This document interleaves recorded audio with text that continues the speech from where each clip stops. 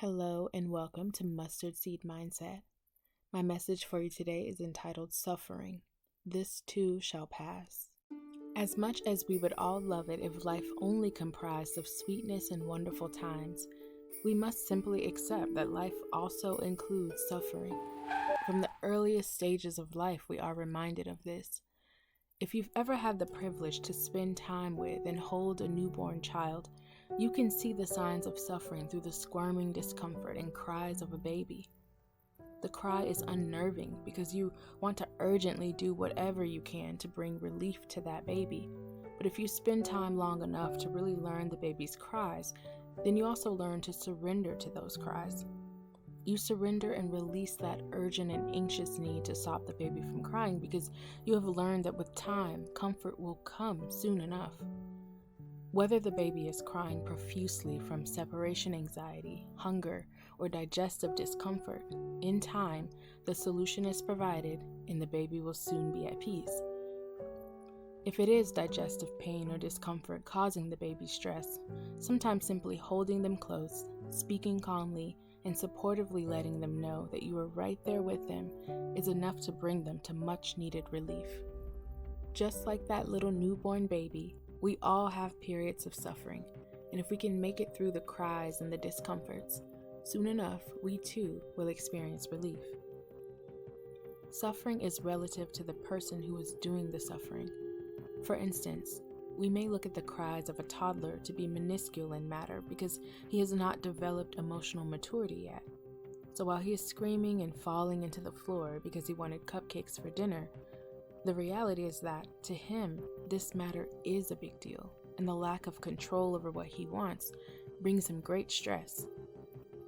Another example is with a woman who was recently laid off from her job due to company budget cuts, and she is now struggling to make ends meet. Not only does she have children to feed, she also has no support from family or otherwise. She is running out of savings and keeps getting turned down from the job she has applied for. She's starting to lose hope and has the impending doom that she may lose her home and let her kids down. From the perspective of someone else who has been in a situation similar, they may look at the woman's situation and shrug it off because they know that even if things get a little worse before they get better, things will eventually smooth out. But from the woman's perspective, all she can see before her is this huge mountain, her obstacle of not being able to support herself or her children.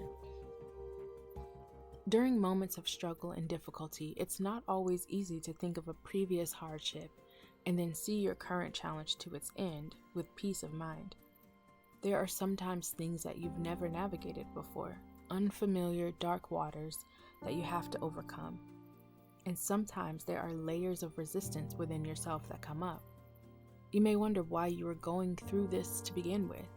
You may wrestle with God, praying to Him that you deserve better, and can't understand why you are where you are in life, despite your efforts, despite your faith, despite your sacrifices. Similar to Job, you may be running out of patience and hope, ready to give up on life, feeling forgotten by God, even when you know you've aimed to live according to His will. Just like with any obstacles, it will require your faith to overcome them. It will also require your patience to remember that God's timing and ways are perfect. No matter how big or small a matter is, if it is bringing someone pain and suffering, it should be considered with compassion and understanding.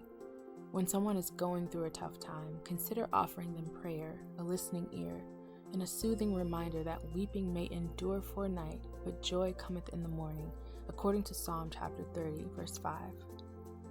I take this scripture a step further and interpret night as a period of darkness or difficulty, and morning representing not the literal time of day, but the time we wake up or have an awakening. An awakening is the coming into existence or sudden awareness of something. And oftentimes our moment of awakening and therefore our joy comes in the midst of a sudden mental shift or clarity. While we suffer, if we can see our suffering as a moment in time, as a means of gaining strength, as a powerful ingredient of what makes us who we are, then we can begin to surrender and breathe through the cries and sometimes agony that will soon pass. Soon enough, the agony becomes more bearable, not because it became less potent, but because you became stronger. Then in time, that agony is replaced with just an ache, and that ache just a scar, a memory of what was, a badge of what you once endured. Life has so many peaks and valleys, all of which can be seen as beautiful, depending on the vantage point in which you view it from.